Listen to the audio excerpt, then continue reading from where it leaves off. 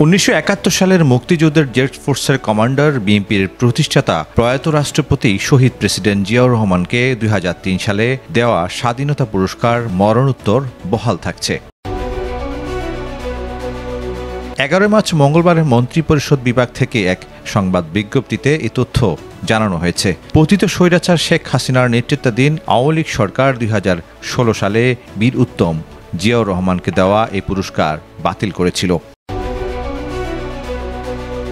Press বিজ্ঞপ্তিতে বলা হয়, শহীদ প্রেসিডেন্ট জিয়াউর রহমানকে 2003 সালে দেওয়া স্বাধীনতা পুরস্কার মরণোত্তর সুপ্রিম কোর্টের যে রায়ের পটভূমিতে 2016 সালে সরকার বাতিল করে। এ রায়ে তাকে প্রদত্ত স্বাধীনতা পুরস্কার বাতিলের কোনো নির্দেশনা না থাকায় মহান মুক্তিযুদ্ধে তার অসাধারণ অবদান বিবেচনায় তার স্বাধীনতা পুরস্কার বাতিলের এই সিদ্ধান্ত সরকার রহিত করেছে।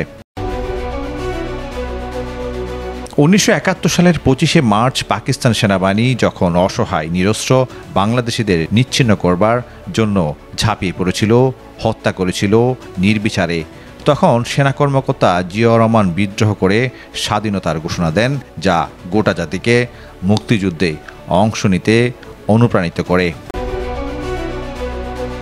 নিউজ ডেস্ক, প্রতিদিনের কাগজ।